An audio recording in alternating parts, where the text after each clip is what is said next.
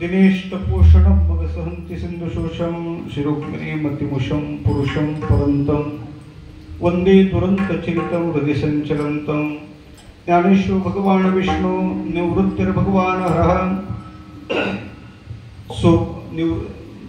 निवृत्तिर्भगवान् हरः सोपानो भगवान् विष्णु ब्रह्म मुक्ताख्या ब्रह्मचित्कला कथं यातोऽसि वैकुण्ठं मानवं देहमत्यजन् तुकाराम महासाधु कृपया ज्ञापयस्व मां सम्पाद्य ज्ञानं च विधाय भक्तिं विलोकितो येन समाधिराजः वैराग्यवन्तं सुविचारयुक्तं नमामि जोगं शिरसा गुरुं तं विडल।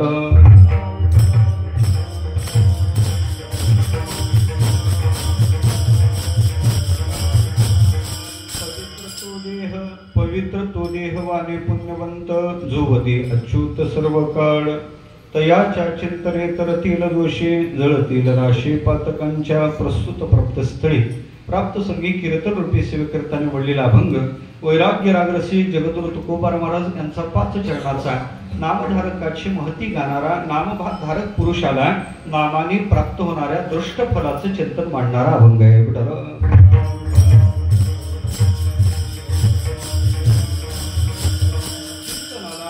करण्यापूर्वी परिहार द्यायचा तो असा भगवान परशुरामाच्या दरबारात चालू असणारा अखंड हरिनाम सप्ताह गेले अखंड वर्षापासून किती वर्ष कितवा 165 62 का 62 का 62 बरं 162 वर्षापासून चालू असणारा पण ते ज्यांनी सप्ताह चालू केला तो एकही तास नसेल ज्यांनी चालू केला ती व्यक्ती एकही इथं नसतील आणि असतील तर सांगायला जमत नाही फक्त त्याचे साक्षीदार फक्त भगवान परशुराम आहेत ते चिरंजीव आहेत ती चिरजीवी आहेत अश्वत्थामा बलिर्व्यासो हनुवंश विभीषणा कृप परशुरामस्य सप्ते ते चिरजीविनः त्याचे साक्षीदार ते आहेत असा 162 वर्षापासून चालू असला अखंड हरिनाम सप्ताह कोकण दिंडी समाज याच्या वतीनं हा भक्ती उत्सव मोठ्या आनंदात इथं दरवर्षी अशा प्रकारचा असतो। याही वर्षी मोठ्या आनंदात हा भक्ती उत्सव चालू झालेला आहे। आज तृतीय दिवसाची सेवा हरिभक्तीपरायण श्रद्धेय संदीपनजी महाराज हसेगावकर बाबा यांची ती सेवा होती पण त्यांनाही तीर्थयात्रेच्या निमित्तानं त्यांचं येणं शक्य झालं नाही आणि त्याच्यानंतर त्यांनी माझ्यावर टाकलेला भार वास्तव्यात तुम्ही मोठ्या आशेनं इथं आलात हे मला निश्चित माहीत आहे। आता खऱ्या अर्थानं पाहायचं झालं तर ती तुमची आशा फार मोठी होती पण नाविलाज आहे आता तुम्हाला माझ्यावर भागवावं लागणार आहे पण एवढं निश्चित सांगतो का ज्या परंपरेतले ते आहेत त्याच परंपरेतला मी आहे म्हणून विंचू मोठा असला काय लहान असला काय दणकासारखाच असतो विडाला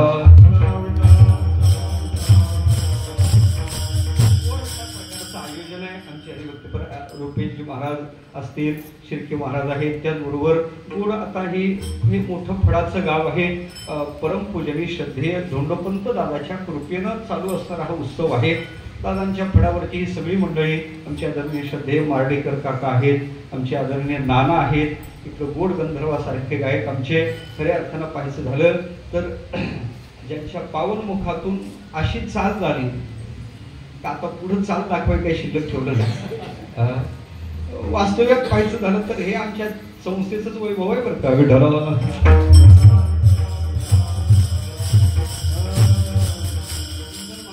वारकरी शिक्षण संस्थेचे विद्यार्थी आहेत माझ्या पुढे बसलेली सगळी महानुभाव मंडळी आहेत आमचे आदरणीय तेरवून आलेले रघुनंदनजी महाराज आहेत ही सगळी मंडळी सगळ्यांच्या समवेत आपल्याला मर्यादित वेळ चिंतन करायचं आहे। मला घड्याळाकडे लक्ष देऊन मी चिंतन करणार आहे. काही चिंता करू नका. कधी कधी कथा व्यासही करायला जमते, कधी कधी कथा समासही करायला जमते. मला उलट आमची परंपरा अशी आहे नाना, आमच्या परंपरेत कीर्तनाची परीक्षा घेतली, कीर्तन जास्त नाही, फक्त 40 मिनिटाचंच आहे. किती मिनिटाचं? 40 मिनिटाचंच कीर्तन आहे. 4थ्या वर्षाला जेव्हा आम्ही 4 वर्ष त्या विद्यार्थ्यांनी काय आकलन केलं या ग्रंथाचं, हे 5 वेळेस त्याला जास्त वेळ बोलू देत नाही. 40 मिनिटं आणि पारच त्याच्यातला असला तर 20च मिनिटात भेटलं.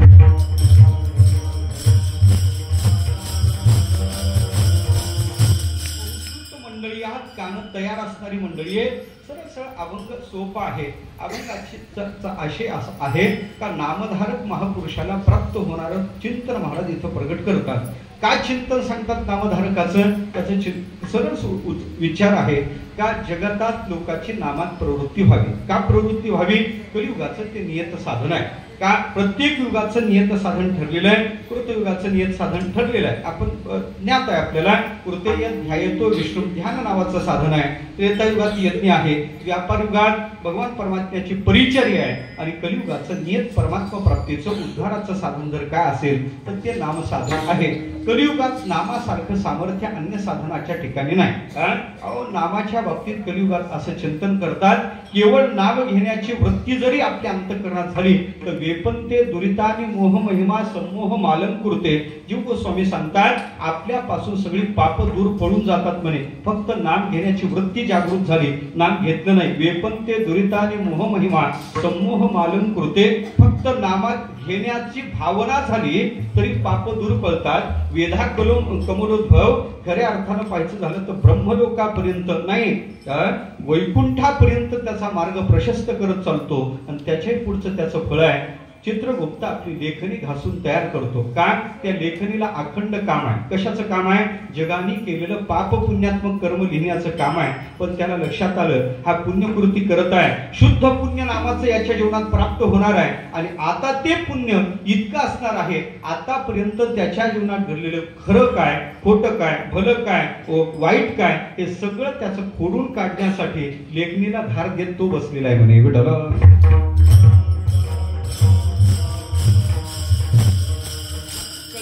नामासारखं साधन दुसरं तिसरं नाही. कलियुगात नामचिंतन केलं पाहिजे. यानंच परमात्म्याची प्राप्ती होईल. संतांची आपल्याला प्रमाण माहित आहे.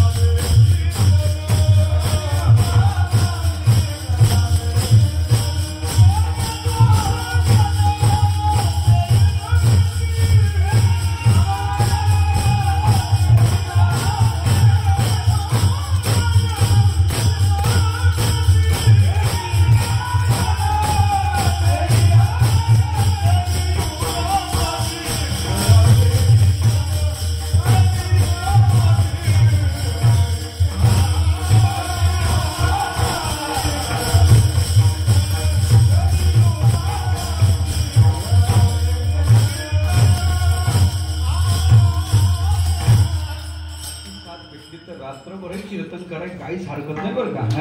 असं भेटत नाही, जेव्हा क्वचित प्रसंगी पाहायला सापडते असं वातावरण आहे. मी इतकी वेळेस थोडा थकलेला होता, जसा बसलेलाही होता, पण आता मला काही चिंता नाही. तो का म्हणे माझे तुम्हा संतावरी ओझे नाही, भारच आता आलं लक्षात. म्हणून खऱ्या अर्थाला पाहायचं झालं तर कलियुगाचं परमात्मा प्राप्तीचं नियत साधन आहे. परमात्म्याच्या नामसाधनेनं उभय फल प्राप्त होतात, इष्ट लाभही होतो आणि अनिष्ट परिहार होतो. किती सामर्थ्य आहे कलियुगात. म्हणजे नामनैकी वाची शक्ती श्रोतृमूलम पथगतम वा शुद्धम वा अशुद्ध वर्णम व्यवहितिरहितम तारयितेव सत्यम.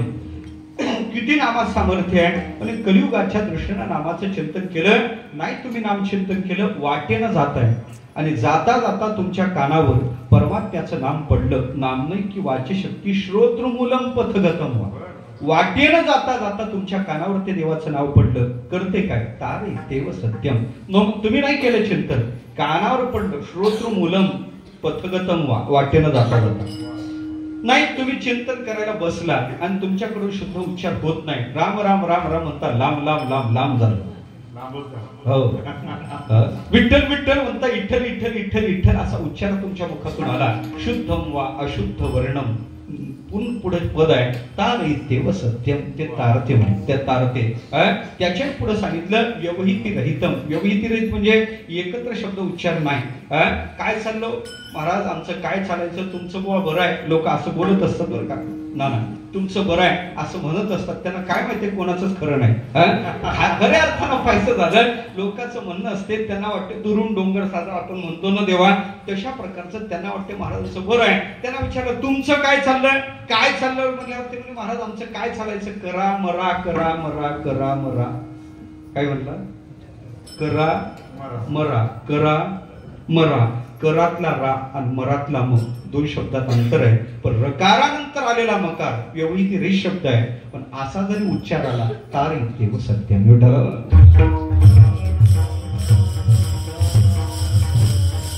नामनैकी वाची शक्ती श्रोतृमूलम पथगतम वा शुद्धम वा अशुद्ध वर्णम व्यवहितिरहितम. त्याच्या पुढे समुखा अशी कथा आली. कोणीतरी येऊन बहिर्दिशेला बसला म्हणे. जवळ डुक्कर आलं, डुक्कराला हाकलण्यासाठी ए हराम के, काय म्हणे तो, ए हराम के म्हणून त्याला शिवी दिली. ते डुक्कर गेलं देवा, काही चांगलं केलं नाही, करू नाही ते केलं, खाऊ नाही ते खाल्लं, पिऊ नाही ते पिलं, तसंच गेलं. नेण्यासाठी यमदूत आले, तेवढ्यात विष्णुदूत उतर, ए हात लावू नका, गिराईक आमचा आहे. म्हणजे कसं होईल, 7-12 तपासा ना त्याचा.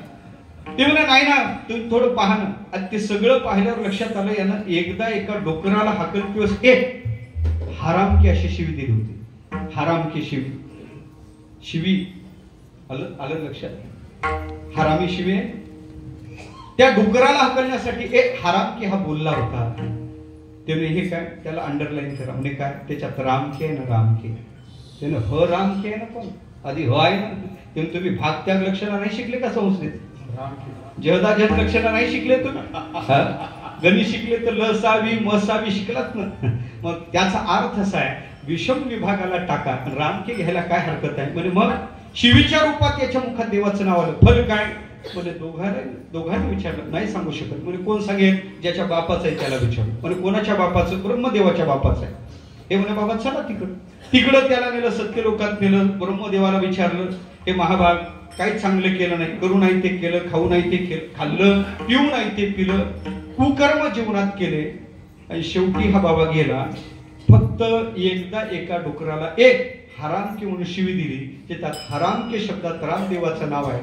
शिवीच्या रूपात देवाचं नाव मुखाला आलं. त्याचं फल काय, त्यांनी 4 डोके खाजवले. एक नाही तर चतुरानं नाही तो. ते म्हणजे मी नाही सांगू शकत. म्हणे कोण सांगेल, म्हणे भजन करी महादेव. कैलासात जावं लागेल. तिथं नेला महाराज.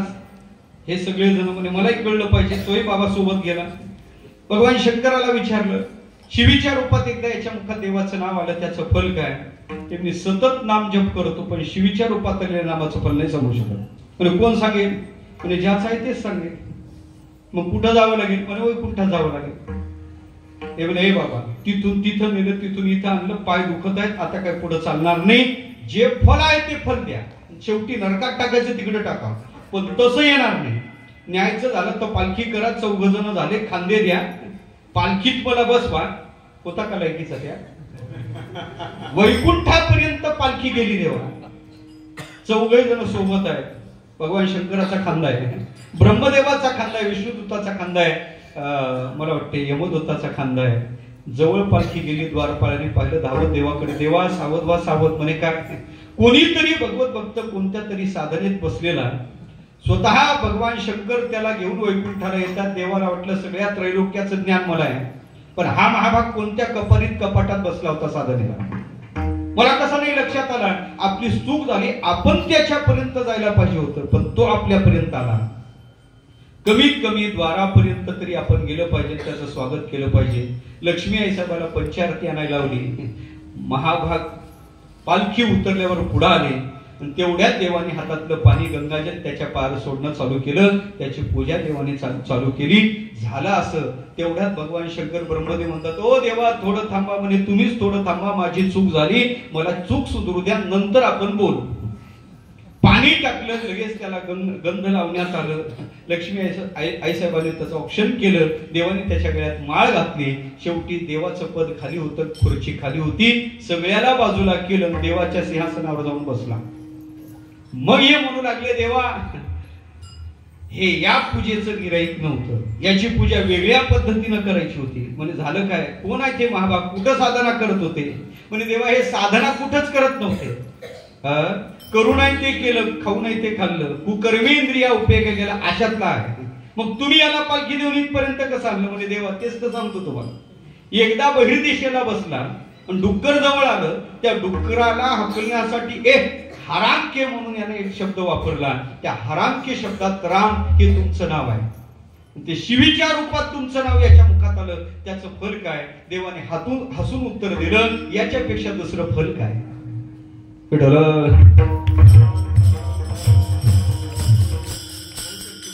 आलेलं दिसत नाही काय? याच्यापेक्षा दुसरं? अरे डायरेक्ट नाम जप करतो तो, डायरेक्ट वैकुंठाला येतो. हा सत्यलोकातही गेला, कैलासातही गेला, पण तुमच्या सारख्याने पालखीत त्याला बसून वैकुंठात आणलं. शेवटी मी त्याची पूजा केली, शेवटी माझ्या पदावर बसला. याच्या पलीकडे दुसरं फळ काय?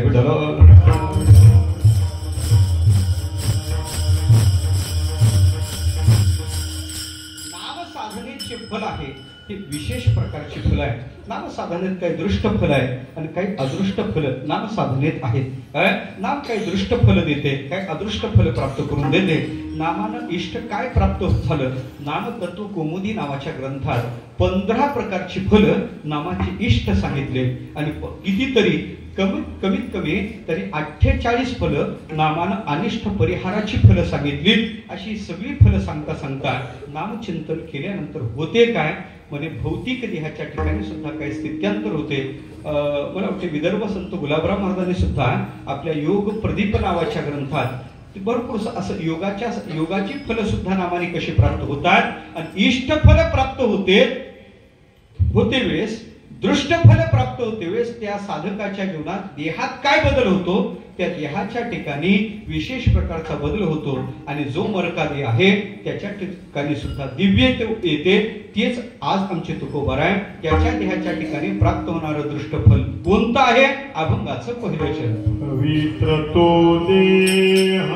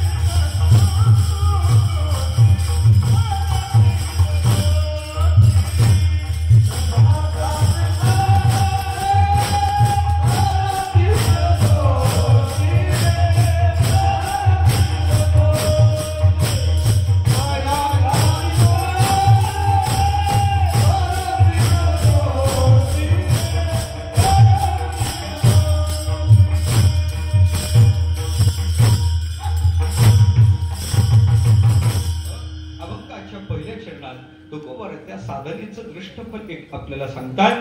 देहाच्या संबंधानं फल महाराज सांगतात. काय होते म्हणे, नामधारकाचा देह पवित्र होतो. तुकोबराला विचारा, महाराज तुम्ही हे फल सांगतोस, एकीकडे तुम्ही देहाच्या संबंधाने एक नियम सांगता. काय? देहाच्या बाबतीत तुम्ही सांगितलं देह मात्र अपवित्र.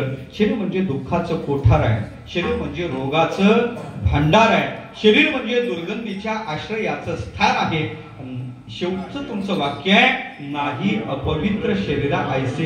एकीकडे देहाच्या संबंधाने तुम्ही नियम केला, देह मात्र अपवित्र, देह म्हणजे अपवित्र, हा एकीकडे नियम सांगता आणि एकीकडे म्हणता पवित्र तो देह. असं नियमाला अपवाद, बदलतो व्याघात, असं कसं बोलताय? बरं तुकोबर आहे, देहाच्या संबंधानं अपवित्रता हे तुम्ही जसं सांगता तसं ज्ञानोबाराला विचारा. ज्ञानोबारा सुद्धा मदालसेच्या प्रकरणात ती मदालसा आपल्या बाळाला उपदेश करते. बाळा, हा देह नाशिवंत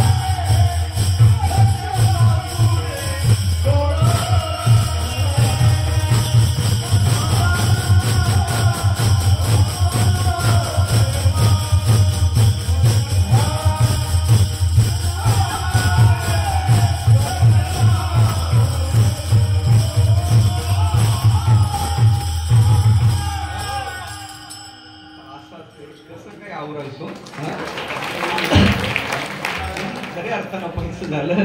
हा देह नाशिवंत आहे, मळमूत्राचं मिश्रण आहे, वर चर्म आहे, रवर दुर्गंधी अमंगळ त्याचं स्वरूप आहे. ज्ञानोबा आपल्याला हेच सांगतात, तुकोबा आपल्याला हेच सांगतात. मला वाटते याच्या पलीकडे आमची अनुभूती वेगळी नाही. आमची अनुभूती काय वेगळी आहे का? आमचा विचार घ्यायचा झाला तर थोडं तुम्ही असं देहाच्या संबंधाने विचार करा. असं हात घासून थोडा वास घेऊन पहा बरं, सेंट येतो ना? नाही तेव्हा देहाचा अमंगलत्व आपल्या अनुभूतीचा सुद्धा विषय आहे. देह किती अमंगळ आहे, देह किती अमंगळ. एका गुरुजीने सांगितलं एका शिष्याला, म्हणे बाळाचा, म्हणे काय, या जगतात सगळ्यात अमंगळ पदार्थ आहे, अपवित्र पदार्थ घेऊन. तो बाहेर पडला, एक अमंगळ पदार्थ शोधू लागला. तरतम भावाने विचार करता करता त्याला माणसाची ताजी विष्ठा सगळ्यात अमंगळ वाटली. तिला उचलून गुरुजीकडे नेणार, तेवढ्यात त्या विष्ठेला वाचा फुटली. ती विष्ठा अमंगळा, मला हात लावू नको, स्पर्श करू नको. ते म्हणे तू मला म्हणते अमंगळ? अगं म्हणे तू किती अमंगळ आहे माहिती आहे तुला? लोक बहिर्दिशेला गेल्यानंतर हातपाय धुतल्याशिवाय घरात येत नाहीत, तू सगळ्यात अमंगळ आहे आणि तू मला अमंगळ म्हणते. ती विष्ठा म्हणे मूर्खा, तुझ्यासारखा अमंगळ तूच आहे. तर मी कसं काय अमंगळ? त्या विष्ठेने आपला परिचय दिला. तुला माहिती आहे मी रात्री कोण होते? तुला माहिती आहे रात्री कोण होते? रात्री मी हलवाईच्या दुकानात होते, वडापाव होते, गुलाबजाम होते, आवडते ते घ्या ना, जे होते. इकडे काय सांगू, इकडे विशेष काय, बर्फी, बाबांनी सांगितलं बर्फी होते, जिलेबी. आज काय मला पिझ्झा होते, बर्गर होते. बर्गर कशा, पण खऱ्या अर्थानं पाहायचं झालं तर अशा रूपात मी होते. लोक माझ्याकडे पाहायचे, लाळ घोटून जायचे. तुझ्यासारख्याने मला खरेदी केलं, या द्वारा वाटे आत टाकलं, फक्त 3 तासात मुक्काम केला. किती? 3 तास. जे लोक मला रात्री पाहून लाळ घोटत होते तेच लोक मला सकाळी पाहून थुंकून जाऊ लागले. खरं सांग, आजही मी दुकानात तसेच असते, फ्रीज मध्ये तसेच असते, तर लोकांनी मला पाहून लाळ घोटली असती. पण तुझ्यासारख्या देहाचा संपर्क आला आणि ही माझी अवस्था प्राप्त झाली. खरं तू अमंगळ का मी अमंगळ? ते विष्ठा त्याला म्हणू लागली, तू अमंगळ आहे का मी अमंगळ आहे? ज्ञानोबाची ओवी आहे, ज्ञानोबाची ओवी आहे. ज्ञानोबा सांगतात, किती चांगली जरी द्रव्य या शरीरात टाका, हा देह त्याला अमंगळ करून ठेवतो. नानाच आहे, नाना सुद्रव्य शरीरे झाली या पैठी, भुवनी ठाकती किरटी, मळूची जे विडला.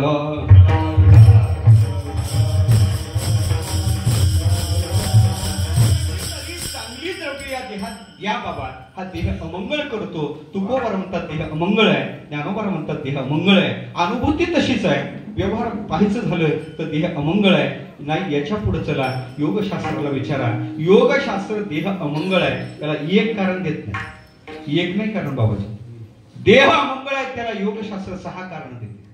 एकही कारण दिलं असतं तरी देह अमंगळ ठरला असता. योग दर्शन सांगते देह अमंगळ का. पहिलं कारण दिलं स्थानात, दुसरं कारण दिलं बीजात. देह अपवित्र का, उपष्टंबात. देह अपवित्र का, निस्यंदात. देह अपवित्र का, निधनादपि. देह अपवित्र का, कायम अध्यय शोचत्वात. स्थानात, बीजात, उपष्टंबात, निस्यंदात, निधनादपि आणि कायम अध्यय शोचत्वात. पंडितः अशुचिं विदु. पंडित लोक या देहाच्या संबंधानं हा अपवित्र आहे असं का म्हणतात बाबा? पहिलं कारण दिलं स्थानात. देह ज्या स्थानातून आला, देहाचा प्रादुर्भाव ज्या स्थानातून झाला ते स्थान पवित्र नाही. कुठून आला देह? कुठून आला? आईच्या उदरातून. तिथं काही एअर कंडिशन आहे का? नाही. तिथं काय? विष्ठा लेप चोहीकडे, नाकी तोंडी मलमूत्राच्या दाथरी हा देह शिजला. आमचे तुकोबार म्हणतात, उदकात शेण मलमूत्र कालवलं, त्यांनी हे निर्माण झालं. ते पवित्र कशाने व्हायचं? होय पवित्र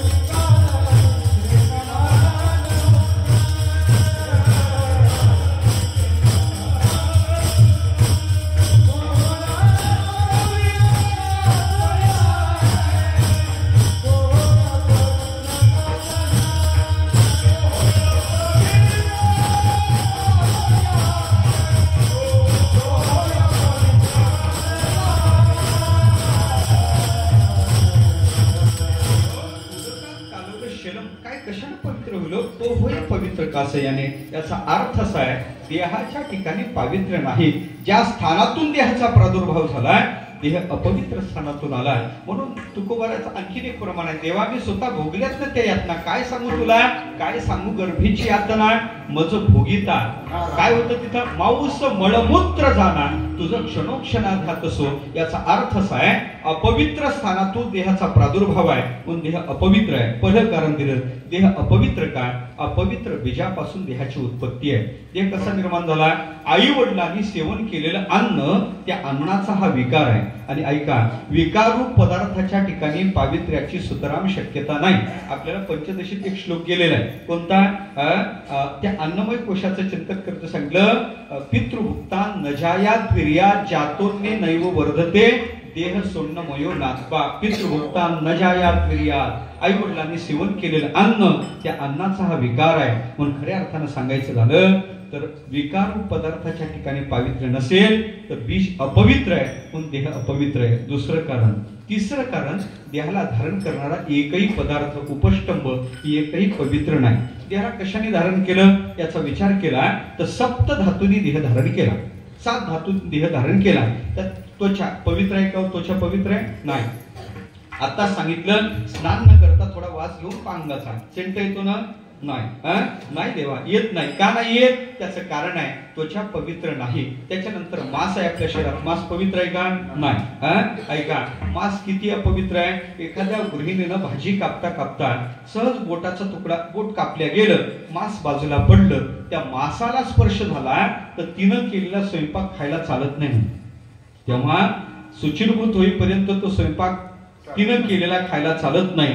मांस अपवित्र आहे म्हणून. मांस अपवित्र आहे. त्याच्या पुढे सांगितलं, आपल्या शरीरात पुढे रक्त आहे. रक्त आहे शरीरात, रक्त आहे ना. रक्त पवित्र आहे का, रक्त पवित्र आहे नाही. रक्ताला संस्कृत भाषेत नाव आहे अशुद्धा. संस्कृत भाषेत रक्ताचं नाव काय, अशुद्धा. ज्ञानोबाने एके ठिकाणी त्याचा प्रयोग केला, आलं लक्षात, एके ठिकाणी केला. ज्याचं नावच अशुद्ध आहे त्याला शुद्ध समजता कसं. पाहेपा दूध पवित्रानी पासी त्वचेची ते अभेरुनी गोचीड अशुद्ध. रक्त काय नसेल म्हणत नाहीत त्यांना, बरं काय म्हणतात, अशुद्ध काय नसेल. याचा अर्थ काय, ज्याचं नावच अशुद्ध आहे त्याला शुद्ध समजता कसं. म्हणून रक्त अपवित्र आहे. त्याच्या पलीकडे आपल्या शरीरात अस्थी आहे, पवित्र आहे का. एखाद्याला पोचून येतो आणि पोचून आल्यावर त्याच्या अस्थी घेऊन येतो तिसऱ्या दिवशी. आल्यावर अस्थी घरात का बाहेर, का का, त्याचं कारण आहे, आस्थीच्या ठिकाणी पावित्र्य नाही. किती अपवित्र आहे सांगू तुम्हाला, आस्थी किती अपवित्र आहे. आस्थी खाली राहिल्या आणि वर घर बांधण्यात आलं, खाली जमिनीवर पडलेली अस्थी आहे, माणसाची असो पशुची असो, वर घर बांधण्यात आलं तर खालची अस्थी वर राहणाऱ्याला समाधान भेटू देत नाही. खालची अस्थी वरच्याला समाधान भेटू देत नाही. पण घर बांधायचं झालं तर पहिली गोष्ट करायची काय, जागा शुद्ध करायची. जागा शुद्ध केल्याशिवाय घर बांधायचं नाही. आस्थी खाली राहिली तर वरच्याला समाधान भेटत नाही. म्हणून जागा शुद्ध करायची. जागा सांगू का कशाने शुद्ध होते, तुम्ही म्हणत असाल तर पुढे सांगतो, सांगू ना. ऐका, घर बांधायची असते लक्षात घ्या. ऐका, जागा सोन्याच्या नांगराने नांगरली का जागा पवित्र होते. पदरचं नाही सांगतो, असं सांगतो. सोन्याच्या नांगराने जागा नांगरली का जागा शुद्ध होते, पवित्र होते. मग एवढं सोनं शक्य नाही, एवढं शक्य नाही. मग ते ब्राह्मण बुवा वास्तुशांतीच्या दिवशी एक सोन्याची काडी सांगतात. भूमिदेवतेचं आव्हान एखाद्या पाटावर चौरंगावर करतात. यजमानाच्या हातात ती काडी देतात, पुढून त्याला वाकवतात, त्याचा काय करतात, नांगर तयार करतात आणि शुद्धीचे मंत्र म्हणतात. आलं लक्षात. जागा जागा अपवित्र आहे. त्याच्यापेक्षा सोपं सांगू, जागा पवित्र करायची झाली तर एक करा, गावरान आपली देशी गाय त्या जागेवर बांधा, तिच्याकडून गोमूत्र शेण पडू द्या, तिच्याकडून पडलेलं गोमूत्र शेण तिथं सारून घ्या, ती जागा आपोआप पवित्र होते.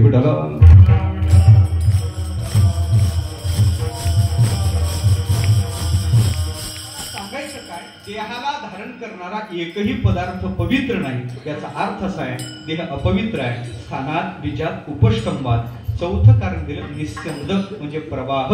देहातून येणारा एकही प्रवाह पवित्र नाही. कोणता, डोळ्यातून येते, काय येते बाहेर, ओ महाराज, ओ महाराज, ओ तुमचं काम आहे, काय पाणी नाही हो. माझ्या ते इकडे येते राव. हा? चिपड सांगी कुठचे आहेत महाराज? तेरचेच आहेत का? वा, असं आहे महाराज. काय किती प्रसन्न वाटते. आमच्या रघुनंदन महाराजाचं हे वैभव आहे. झालं का लक्षात? खऱ्या अर्थानं पाहिजे झालं तर चिपड पवित्र आहेत का? चिपड काढून ठेवता का तुम्ही?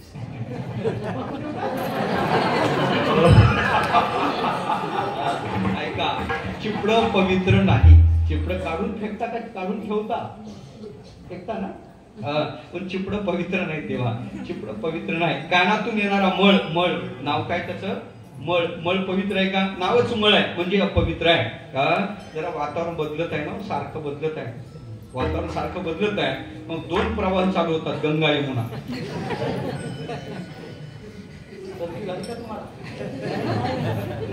वातावरण बदललं तरी नाही का? पाणी बदललं तरी नाही. ऐका, गंगा यमुनेचा प्रवाह कधी कधी तिथंच थांबत नाही, पुढे त्रिवेणी संगम होतो. फारच विषय सगळा तर पुढे ब्रह्मगिरीवर तो प्रवाहाचा चालू राहतो. ऐका ऐका, मला सांगायचं काय, नाकातून येणारा पदार्थ पवित्र नाही, तोंडातून येणारा गरळ लाळ पवित्र नाही. का नाही? त्याचं कारण आहे, देहाच्या आत एकही पवित्र पदार्थ नाही, पण देहाच्या बाहेर येणारा एकही पदार्थ पवित्र नाही. स्थानात, बीजात, उपष्टंभात, निस्यंदात. त्याच्या पुढे सांगलं, निधनादपी देह मरणाने अपवित्र होतो. किती अपवित्र होतो? तोच अपवित्र होत नाही, संबंधित नातेवाईकाला सुद्धा तो अपवित्र करून जातो. आलं का लक्षात? अपवित्र करून जातो. म्हणून देह अपवित्र आहे. आणि त्याच्या पुढे सांगायचं झालं तर कायम याच्यावर पावित्र्याचं बाहेरून आदान करावं लागते. बाहेरून पावित्र्य देहाच्या संबंधाने घ्यावं लागते. देहाला पवित्र करण्यासाठी स्नान करावं लागते. किती दिवसाला? किती दिवसाला करता स्नान? दररोजच केलं पाहिजे बरं का. त्याच्या पुढे सांगतो तुम्हाला, त्याच्या पुढे सांगतो, 1000 कामं सोडायचे पहिले स्नान करायचं. किती किती 1000 कामं सोडायचे पहिले. त्याच्या आधी आहे का 100 कामं सोडायचे पहिले जेवण करायचं. पहिले पोटाचा विचार करायचा. शतम विहाय भोक्तव्यम. 1000 कामं सोडायचे पहिले त्याच्या आधी काय करायचं? स्नान. आता ते गेलं बाजूला, सहसम स्नान वाचन. त्याच्या पुढे सांगतो, 1,00,000 कामं बाजूला टाकायचे पहिले सप्ताची वर्गणी द्यायची. मला कोणी सांगितलेलं नाही, ओघानं आलेलं आहे. लक्ष्मी आहे दातव्य. आणि त्याच्या पुढे सांगतो, कोट्यावधी कामं बाजूला टाकून पहिले कीर्तन प्रवचनाला यायचं. कोटी त्यक्त्वा हरिं भजे.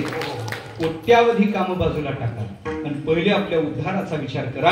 माझा विषय चालला, देहाला पवित्र करण्यासाठी स्नान आहे, देहाला पवित्र करण्यासाठी गंधलेपन आहे, देहाला पवित्र करण्यासाठी देवाचं निर्माल्य आहे. ऐका, देह जर पवित्र असता तर बाहेरून पावित्र्याचं आदान करण्याची गरज नव्हती. ज्या वस्तूच्या ठिकाणी स्वतःसिद्ध पावित्र्य आहे त्याला पवित्र करण्यासाठी काही करावं लागत नाही. गंगा पवित्र आहे, काय करतो आपण पवित्र करायला? काय नाही. गोमूत्र पवित्र आहे, त्याच्यावर काही उपचार आहेत पावित्र्याचे? नाही. काही नाही. मुळात पवित्र आहे, पण जे वस्तुतः पवित्र आहे त्याला पवित्र करण्यासाठी पावित्र्याचा आदान नाही, पण देहाला पवित्र करण्यासाठी पावित्र्याचा आदान आहे. म्हणून खऱ्या अर्थानं पाहिजे झालं तर देहाच्या ठिकाणी पावित्र्य नाही. मग देह जर अपवित्र आहे हा नियम आहे, तर तुम्ही कसं म्हणता पवित्र तो देह? देह मात्र अपवित्र हा नियम झाला. मग पवित्र आमचाही देह त्यांचाही काय देहच आहे ना, नामधारकाचा सुद्धा काय देहच आहे. मग यात फरक का? फरक का? महाराजांनी सांगितलं, बाबा नियम असला तरी नियमाला अपवाद असतो. नियमाला अपवाद असतो.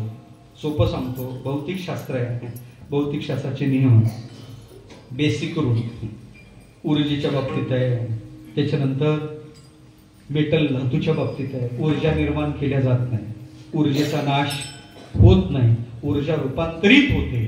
या जगतातली ऊर्जा अक्षय आहे. एनर्जी नायदर बी क्रिएटेड, निर्माण केल्या जात नाही, तिचा नाश होत नाही. Is convert one form to another form. All energy is constant. त्याला म्हणतात कॉन्झर्वेशन ऑफ एनर्जी. ऊर्जा अक्षयता ऊर्जेच्या बाबतीत बेसिक रूल आहे. तसा मेटलच्या बाबतीत सुद्धा त्याला 4 अपवाद आहेत. त्या नियमाला 4 अपवाद सांगितले भौतिकशास्त्रात. तसं धातूच्या बाबतीत सुद्धा नियम आहे. धातूच्या ठिकाणी घनत्व असते हा नियम आहे. धातूच्या ठिकाणी घनत्व असते हा नियम आहे. माझ्यासमोर हा लोखंडाचा रॉड आहे. लोखंड धातू आहे, घनरूपात आहे, त्याला हा माईक लावायचा जमला. माता भगिनीच्या गळ्यात मंगळसूत्र आहे, सोन्याचं आहे, सोनं धातू आहे, घनरूपात आहे, गळ्यात धारण करायला जमलं. पायात जोडवे आहे, चांदीचे आहे, चांदी धातू आहे, घनरूपात आहे, पण पायात घालायला जमले. धातूच्या ठिकाणी घनत्व असते हा नियम आहे, पण त्याला एक धातू अपवाद आहे. कोणता? त्याचं नाव आहे पारा. धातू मात्र घनतेला पारा अपवाद आहे. पारा कधीच घनावस्थेत नसतो, नेहमी द्रवावस्थेत असतो. धातू मात्र घनतेला पारा अपवाद आहे. तसं देह मात्र अपवित्र्याला त्या नामधारक साधूचा देह अपवाद आहे. विठ्ठला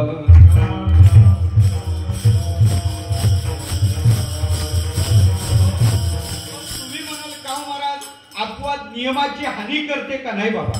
अपवाद स्वतःला वेगळं करते, नियमाला बळकटी आणते. दुसरीकडे जाऊच नका. तुकोबार म्हणतात पवित्र तो देह. पवित्र अंगुली निर्देश करतात महाराज, पवित्र तो देह. मग मला तुम्हाला विचारायचं नाना, एकाला जर भलं म्हणलं तर दुसऱ्याला काही वेगळं बोलण्याची गरज आहे? एका म्हणता भले सहजची दुजिया दुजिया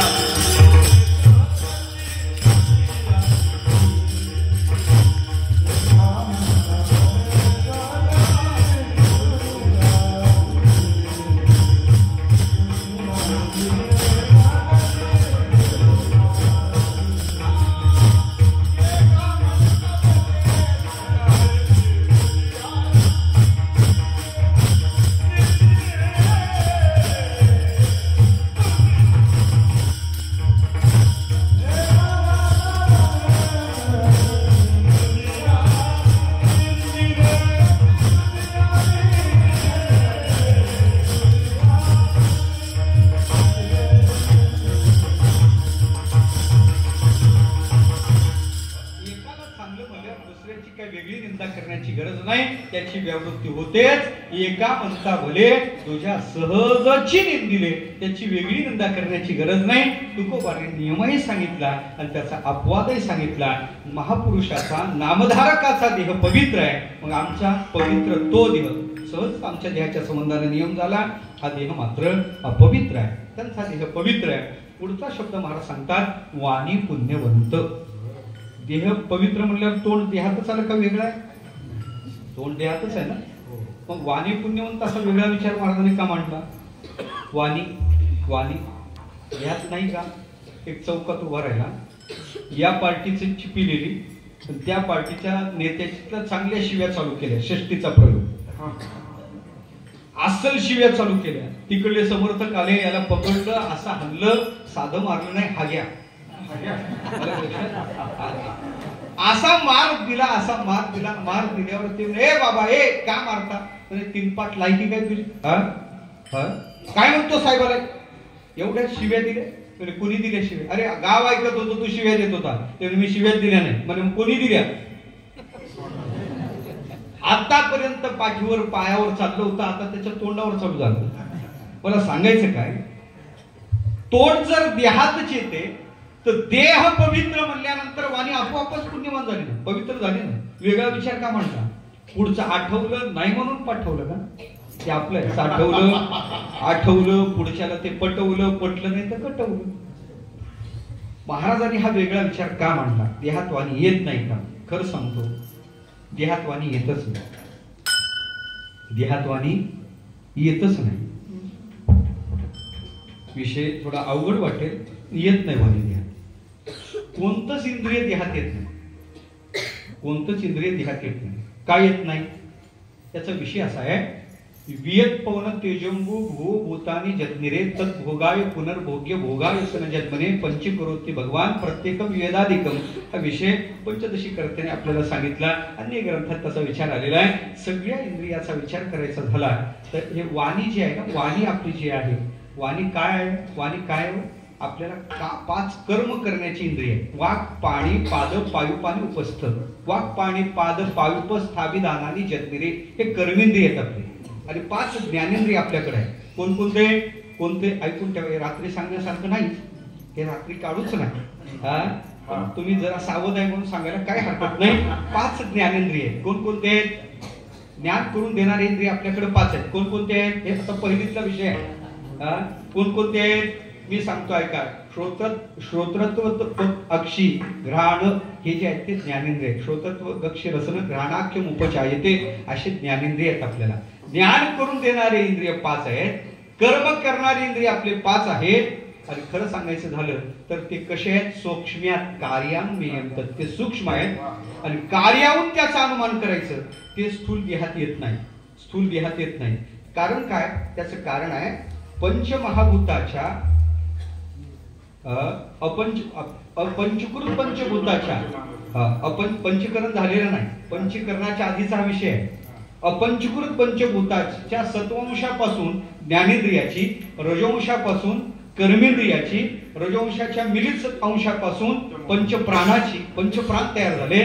मिलित सत्वांशापासून अंतःकरण तयार झालं. असा तो विषय आहे. मला सांगायचं काय? अपंचकृत पंचभूताच्या पृथक रजोंशापासून काय तयार झालेलं आहे? कर्मेंद्रिय तयार झाले. आणि हे अपंचकृत असल्या कारणानं ते सूक्ष्म आहे. ते कसे आहेत? सूक्ष्म आहेत. म्हणून ज्ञानेंद्रिय, कर्मेंद्रिय येतात कुठं? स्थूल देहात येत नाही. कुठे येतात? हे नाही का वाणी आपली? हे वाणी नाही, हे त्याचं गोलक आहे. त्या गोलकात ती इंद्रिय आहे. नाही तो मुख्याला हे तोंड दिसतेच की हो, दिसते ना, पण तो बोलू शकत नाही. का नाही? ती इंद्रिय कार्यरत नाही. बहिऱ्याला कान दिसत नाहीत का? कान दिसतात. हे गोलक दिसते आपल्याला. हा चाफा दिसतो, हे गोलक दिसते, पण ते इंद्रिय ते सूक्ष्म आहे. कार्याहून त्याचा अनुमान करायचं. हे नेत्र आहेत, हे डोळे आहेत, पण खऱ्या अर्थानं पाहायचं झालं ते डोळे दिसत असले तरी या डोळे आंधळ्याला डोळे दिसतात की? दिसतात ना. बुबुळ चांगले मोठे मोठे दिसतात, तर ती इंद्रिय कार्यरत नाही, कारण ते सूक्ष्म आहे.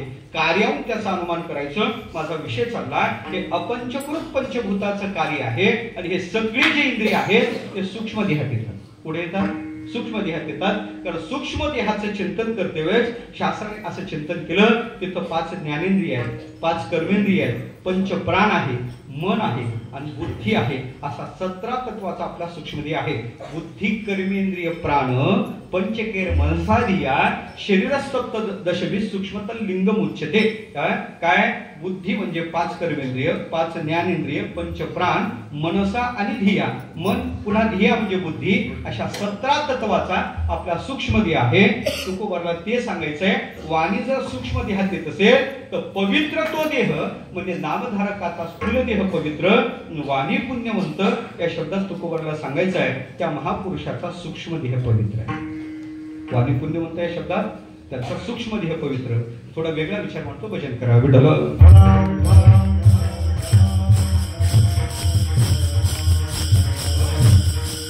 सूक्ष्म देहाच्या ठिकाणी धारण केलेली वाणी, आपल्या सूक्ष्म देहाच्या ठिकाणी वाणीच्या ठिकाणी धारण केलेलं नाम करते काय? दहिली दिप्पी ज्ञान दोन्ही देहाला पवित्र करते. कोणकोणत्या? सूक्ष्म देहाच्या आत आहे. कोणता देह आहे? त्याला कारण देह म्हणतो. अविद्यावशक तद्वैचित्र्यादनेकदा सा कारणम शरीरस्यात् प्राज्ञस्तत्र अभिमानवान. अविद्यारूप कारण शरीर आहे आणि बाहेर असणारा स्थूल देह आहे. बाहेर असणारा पंचभूतापासून निर्माण झालेला स्थूल देह आहे. वाणीत धारण केलेलं नाम त्याचा परिणाम त्या साधूचा स्थूल देह पवित्र होतो. पवित्र तो देह. वाणीत धारण केलेलं नाम जिथं नाम घेते त्या सूक्ष्म देहाला पवित्रता देते. वाणी पुण्यवंत. मला वाटते कारण शरीर कसं सोडायचं? ते कारण शरीर सुद्धा त्याचं पवित्र होते. ऐका, कारण शरीर नाशाने पवित्र होते, सूक्ष्म शरीर बाधाने पवित्र होते आणि स्थूल शरीर संबंधानं म्हणजे संस्कारानं पवित्र होते. अशा तिन्ही देहाच्या ठिकाणी केवळ एक नामसाधना केल्यानंतर तिन्ही देहाच्या ठिकाणी पावित्र्य येते. म्हणून तुकोबार नामधारकाच्या बाबतीत दृष्ट फल कोणतं? पवित्र तो देह. अदृष्ट फल कोणतं? वाणी पुण्यवंत. अशी उभय फल महाराज म्हणतात.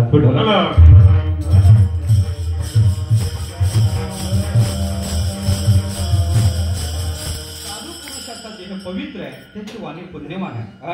आता काही देह पवित्र, वाणी पुण्यवान. लौकिका सोप्या भाषेत सांगायचं झालं तर काहीचा देह पवित्र आहे पण वाणी पुण्यवान नाही. काहीचा देह अपवित्र आहे पण वाणी पुण्यवान आहे. काहीचा देहही अपवित्र आहे पण वाणी अपवित्र आहे. आणि काहीचा देहही पवित्र आणि वाणी पवित्र. असे 4 भाग करतो. आपल्या मर्यादित वेळ चिंतन करतो. देह पवित्र आहे. गायीचा देह पवित्र आहे. गायीचा देह पवित्र आहे पण गायीचं मुख पवित्र नाही. मुखा लागोनी वाळावी गायची सगळी. ज्ञानोबा म्हणतात की गायत्री स्वमुखे भक्षित असे मळ. गायीचं मुख पवित्र नाही, गायीचा देह पवित्र आहे देवा. सर्व देव जिच्या आत आहेत अशी गाय पवित्र आहे. मुखाच्या बाबतीत काय, त्याचं कारण आहे, गायनं 2 वेळा खोटी साक्ष दिली. कथा सांगत नाही, गड्या पुढे दिली. गायनं 2 वेळा खोटी साक्ष दिली.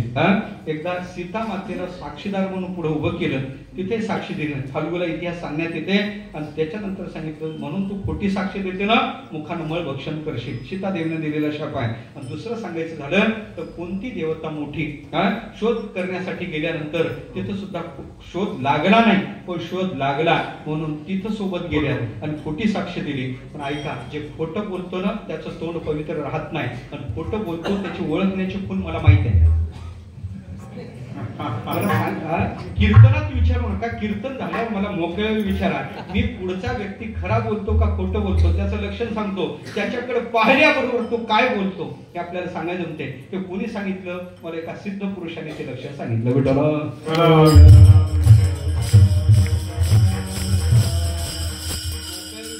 पुढचा व्यक्ती खरा बोलतो का खोटा बोलतो, बाबाजी साधं लक्षण त्यांनी सांगितलं, साधं लक्षण सांगितलं.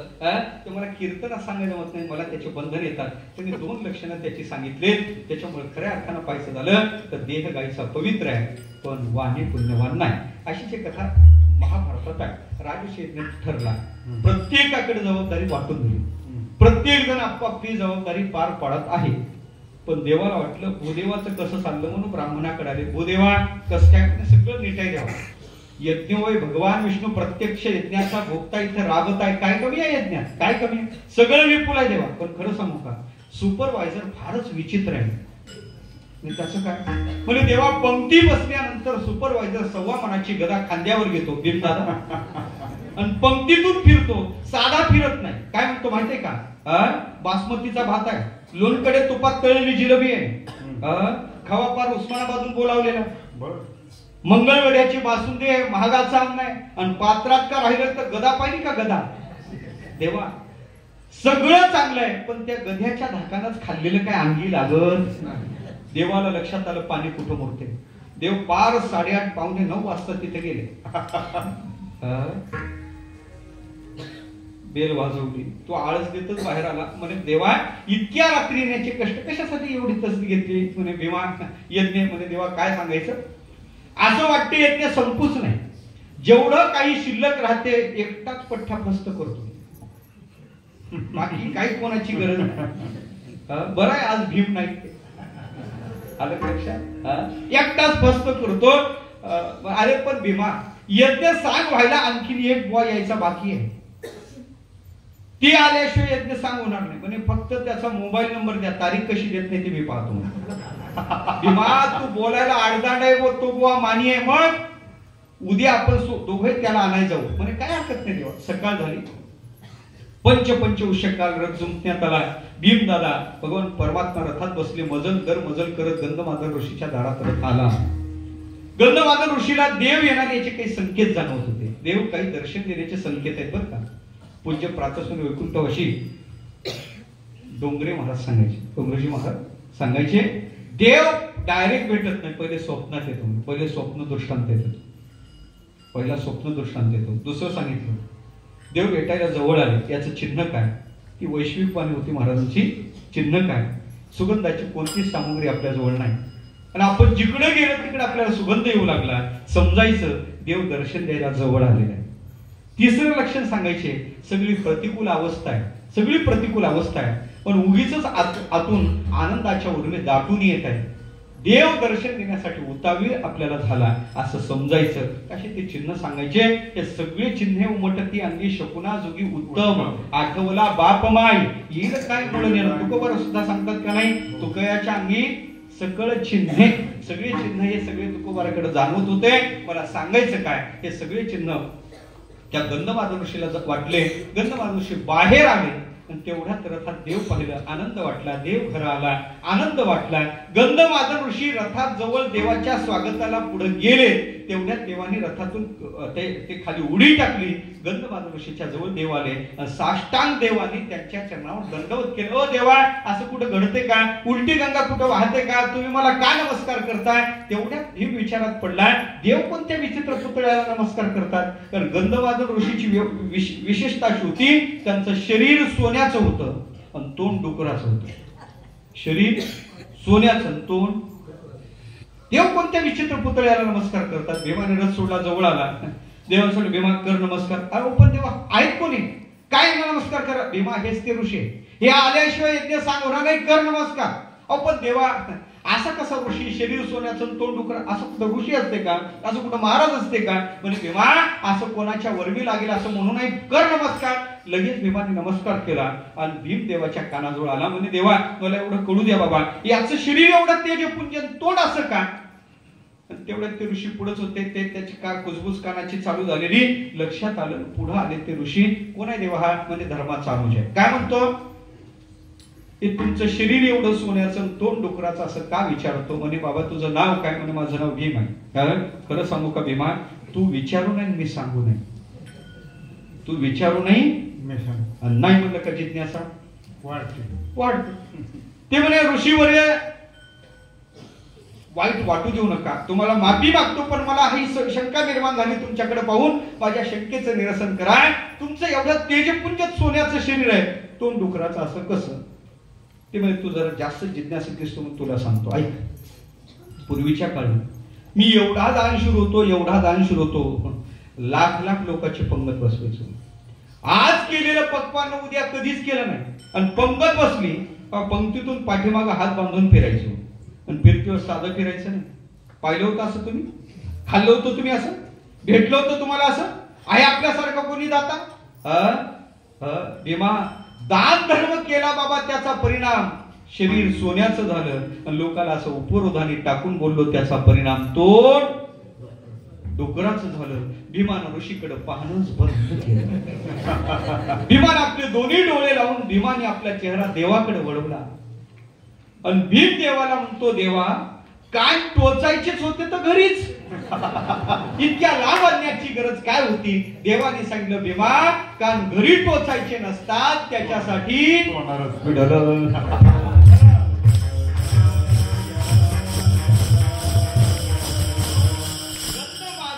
ऋषीचं शरीर सोन्याचं आहे म्हणजे पवित्र आहे, आणि तो डुकराचं आहे म्हणजे अपवित्र आहे. सोनं पवित्र आहे ना? सोनं पवित्र आहे की नाही? असं म्हणतात बुवा, सोनं घाणीत पडलं तरी काढून घ्यावं. आलं नाही लक्षात तुमच्या? एखाद्या वेळेस अंगठी भांड्यात पडली, बरं मी नाही सांगितलं तर तुम्ही जाऊ देणार आहे का? ज्ञानोबा म्हणतात, एकोत्तराचे वाढी जळती आगी घालती उडी, ती अनायास उडी सांडिती केली. सोनं कधी अपवित्र होत नाही. माता भगिनीला विचारतो, त्या प्रेताचं सगळं अपवित्र असते ना? प्रताच्या सगळ्या वस्तू अपवित्र आहे, त्याचं काही चालत नाही. मग ते कानातलं गळ्यातलं कसं जाऊ देतात ना? नाही देवा, रडणाऱ्या स्पेशलिस्ट असतात. जोपर्यंत तो दागिना निघत नाही तोपर्यंत त्या दागिन्याचं नाव घेऊ घेऊ. आलं ते स्वरे वेगळा असतो, मला लावायला जमायचं इथं. आलं लक्षात? मला सांगायचं काय, विषय एवढाच चालला का सोनं अपवित्र होत नाही. त्याचं कारण आहे, न्यायशास्त्राने तेजाचे दोन प्रकार सांगितले, करज आणि अकरज. खनिजातून निघणारं प्रत्यक्ष तेज म्हणजे सोनं आहे. सोनं कधीच अपवित्र होत नाही. विषय चालला, गंधमादन ऋषीचं शरीर सोन्याचं आहे म्हणजे पवित्र आहे, पण तोंड डुकराचं आहे म्हणजे अपवित्र आहे. दुसरा वर्ग, देह अपवित्र आहे पण वाणी पुण्यवान आहे. फक्त निर्देश करतो, वेश्यागणिका देह पवित्र आहे पण राघवा राघवा राघवा मुख पवित्र आहे, वाणी पुण्यवान आहे. शरवंग ऋषीचा इतिहास रामायणात येतो. शरवंग ऋषी प्रारब्ध दोषात देह खराब झाला, दुर्गंधी सुटली. राम प्रभू आश्रमात येणार म्हणून काढून पाठीखाली झाकून ठेवला. मंगलमय वातावरण, फळ पुढे ठेवले, फळ खाता खाता कुचका सडका वास आला. लक्ष्मणानं विचारलं, दादा एवढं मंगलमय वातावरण, हा सडका कुचका वास कशाचा येतो? ऋषीनं सांगितलं, प्रभू तुमच्या समोर हा माझा विग्रह खरा नाही, हा योग सामर्थ्याने मी धारण केला. माझा खरा विग्रह प्रारब्धवशात खराब झाला, मी पाठीखाली काढून झाकून ठेवला, प्रारब्धवशात देह खराब झाला. देह अपवित्र आहे, पण वेदाच्या रोच्या म्हणून रामाची स्तुती चालू केली. मला वाटते वाणी पुण्यवान आहे, वाणी पुण्यवान आहे. तिसरा वर्ग आहे, देहही अपवित्र आहे आणि वाणी अपवित्र आहे. कोणी ते या, कोणी ते या? देहही अपवित्र आणि वाणी अपवित्र. आताच सांगितलं, आपला विषय सांगितला. आपला देह कसा आहे? मी बहिरा आहे, मला यायला ऐकायला कमी येते. काय? अपवित्र. आपली वाणी मला वाटते उघडत नाही तोपर्यंतच बरं आहे. एखादा म्हणतो मी सहज बोललो, अरे सहज बोललो तरी पेटलं ना. आपल्या वाणीचा इतिहास जरा टीव्ही कडे पहा म्हणजे लक्षात येईल. बेटाला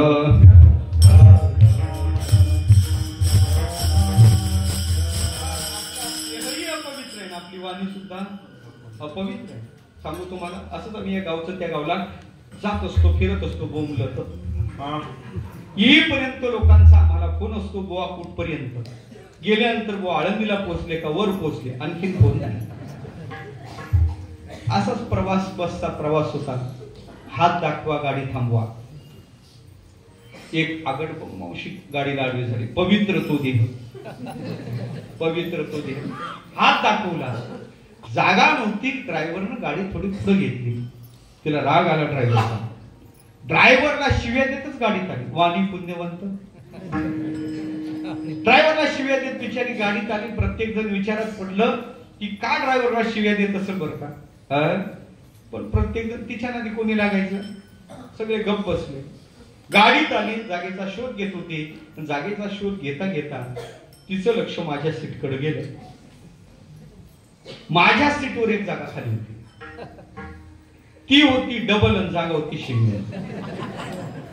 तिनं माझ्या सीटकडे पाहिलं. मी अर्ध्या सीटवर काका झालो.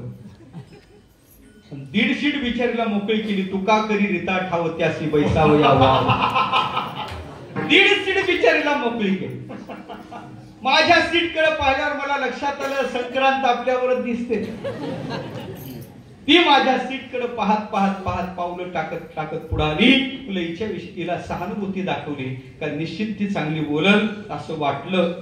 आणि माझा मी असा विचार करून ती जवळ आल्याबरोबर तिला म्हणलं मावशी बसा. काही वाईट बोललो का? तिला चांगली जागा दाखवली, बसा. तिला वाटत होतं बुवाने उभं व्हावं, अख्खी सीट मला सोडावी. आता मी हाडाचा बुवा होतो. मी कशी काय तिला सीट आधी बसल्यावर सोडलो. मी अर्ध्या सीटवर बसलो. तिला 1.5 सीट बिचारीला मोकळी केली. बसा मावशी बसा म्हणलं. ती काय म्हणली सांगू तुम्हाला? मुडद्या एवढ्या जागेत होते का? वाणी पुण्यवंत. तिनं मला शिवी दिली. काय म्हणली ती मला? मुडद्या. मी तो मोठा विचारात पडलो. ही मुडद्या का म्हणली असेल? पुन्हा शांत दिमागात मी विचार केला. अशा काळात तत्वज्ञान काम करते बरं का. अशा तत्वज्ञान उपयोगी आलं पाहिजे. मी म्हणून म्हणली तरी काय, मुडद्या तर म्हणली ना. मुडद्या देह म्हणजे काय? मुडदाच आहे. चालता बोलता मुडदाच आहे. मी असं मनाचा समज केला. आणि का न लगे रुसावे फुगा काय आपुल्या संचिता वाचून या. आपल्या संचिताशी दुसऱ्याला बोलायचंच कसं असा मी विचार केला. मी शांत बसलो. हलू नये, चालू नये, सैरा वैरा काही बोलू नये असं मी निवांत बसलो. पण सोबत एक आमचा विद्यार्थी होता.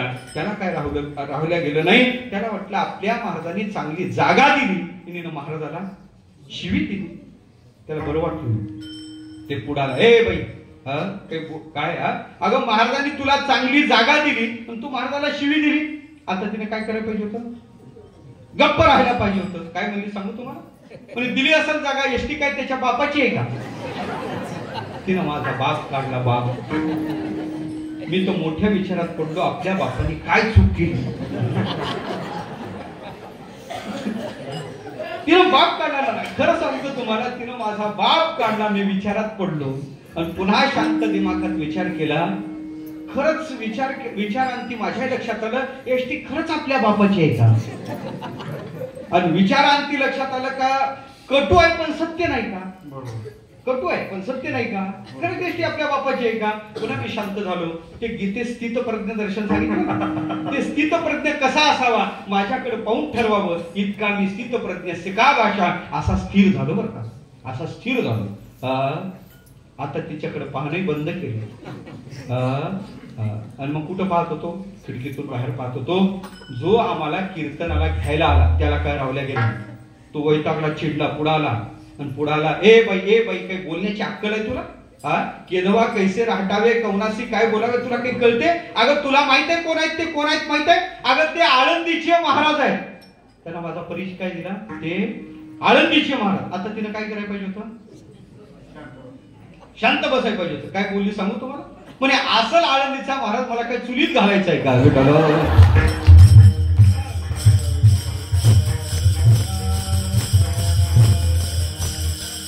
जास्त पुढे जायला नको.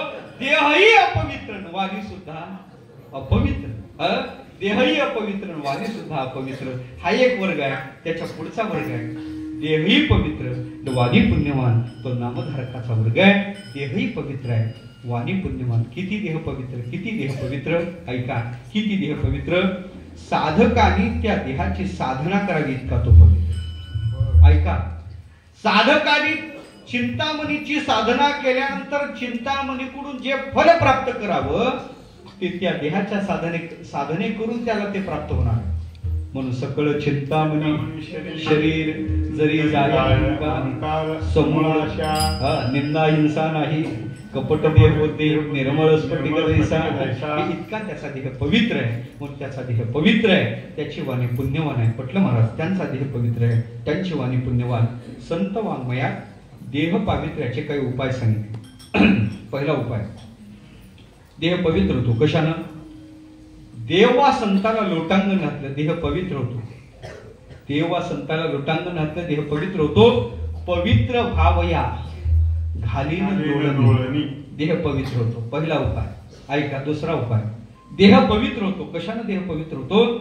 देवा संताच्या चरित्राचा उच्चार करा, देह पवित्र होतो. पवित्र होईन चरित्र उच्चारे, देह पवित्र होतो. 5 उपाय, फक्त 2 इथं अभंगात एक आहे. देह पवित्र होतो. हरिपाठ कीर्ती जर मुखानं गायली तर त्याचा देह पवित्र. हरिपाठ कीर्ती मुखे जरी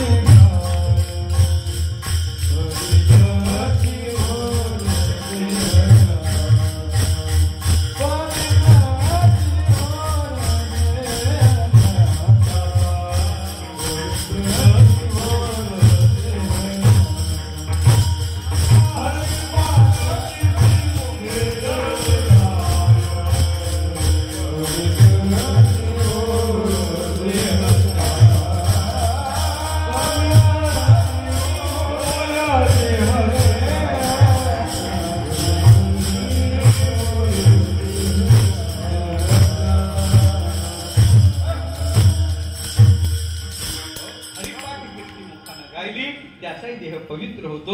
म्हणून खऱ्या अर्थानं पाहायचं झालं हे सगळे उपाय असले तरी तुकोबार इथं एक उपाय सांगतात, जो वदे अच्युत सर्व काळ, सदा सर्व काळ पवित्र देवाचं नाम. देवाचं नाव कसं आहे? कसं आहे हो? पवित्र आहे. पवित्रात पवित्र आहे, मंगलात मंगल आहे. सर्व मंगल मांगल्ये, सर्व मंगल मांगल्ये, सर्व मंगल मांगल्ये आयु व्याधी विनाशनम भुक्ती मुक्ती प्रदम दिव्यम वासुदेवस्य कीर्तनात. आलं का लक्षात? मला माहित होतं श्लोक आपल्याला पाठ कोणता आहे ते. विठ्ठल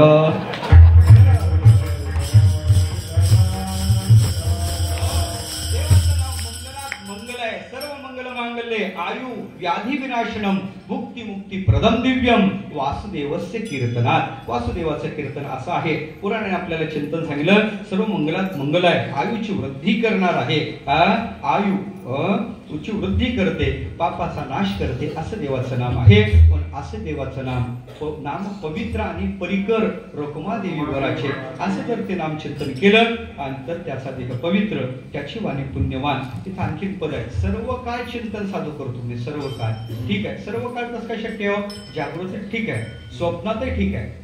कारण जागृतीचे संस्कार घेऊनच आगा जागता जो असले येणे ध्याने भावना भाविजे डोळा लागत खेवो देखील याची स्वप्न. जागृतीचे संस्कार स्वप्नात आहेत. पण त्या संस्कारानुसार चालत असेल, अदृष्ट सुकृताभ्यास यानं त्याचं ते चालत असेल ठीक आहे. पण सुषुप्ती अवस्थेत त्याचं चिंतन चालू आहे. ते कशा म्हणतात? भेटला वेळ तर भावार्थानंतर एक कथा सांगतो एका साधूची आणि त्याचं चिंतन मांडतो. तुरता अभंगाचा सरळ भाव सांगतो. साधूचं जागृत, स्वप्न आणि सुषुप्ती अशा तिन्ही अवस्थेत चिंतन आहे. तिथं चिंतन आहे, त्याला शास्त्र पुरावा सुद्धा आहे. सुषुप्ती चिंतन, घन अज्ञान सुषुप्ती आहे. तिथं कसं काय चिंतन आहे? सुषुप्तीचा विषय अज्ञान आहे आणि त्याचं ज्ञान, कारण जागे झोपेतून जागा झालेला म्हणतो इतका मला काही कळत नव्हतं, मी निवांत झोपलो होतो. हे जी स्मृती आहे ही अनुभवपूर्विका असते. तसं तो आतापर्यंत त्याची मुद्रा ती शांत झाली, म्हणजे त्या मुद्रेनं कुठंतरी त्या ब्रह्माला विषय केला. मग त्या ब्रह्माच्या नामालाच विषय कसा केला याच्याविषयी फार गोड मला कथा सापडली. ती कथा मी शेवटी सांगणार आहे, भेटला वेळ तर, नाही तर तशीच ठेवणार आहे. झालं का लक्षात? मला सांगायचं काय? म्हणून जागृती, स्वप्न, सुषुप्ती अशा तिन्ही अवस्थेत साधूचं चिंतन चाललंय. जो अवधी अच्युत सर्व काळ महाराज पटलं. नाम, त्या नामधारकाचा देह पवित्र, त्याची वाणी पुण्यवान, त्याचा आम्हाला काय उपयोग? कशासाठी तुम्ही हे मांडलं? आम्हाला काय उपयोग? तुकोबार म्हणे आम्हाला म्हणून काय विचारतो रे बाबा? त्यांचं चिंतन एखाद्या दोषी व्यक्तीनं केलं तरी त्या दोषी व्यक्ती सुद्धा त्यांच्या चिंतनाने तरुण जातो. त्याचं कितीही पाप असू दे ते पाप भस्मसात होते. अभंगाचं दुसरं चरण.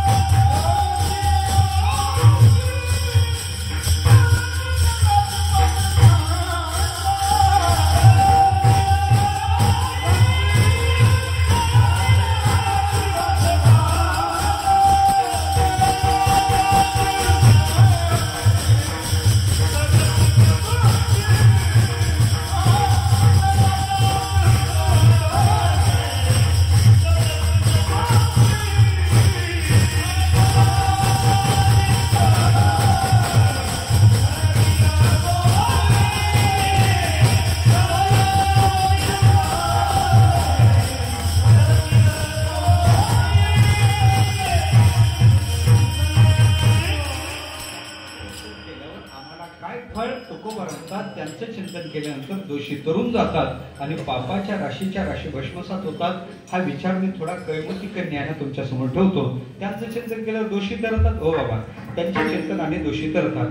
विचार वेगळा वेगळा कैमुतिक न्यायाने मांडतो. ऐका काय आहे, एखादा नामधारक महात्मा वाटेनं जात आहे आणि एखादा महापापी, साधा पापी नाही, दोषी साधा नाही, महापापी, ब्रह्मत्या सुरापानम स्तेयम गुरुंगनागमनम महंती पातकान्याहू संसर्गात ते सह अशी मोठी मोठी शलकी पाप त्यानं केली.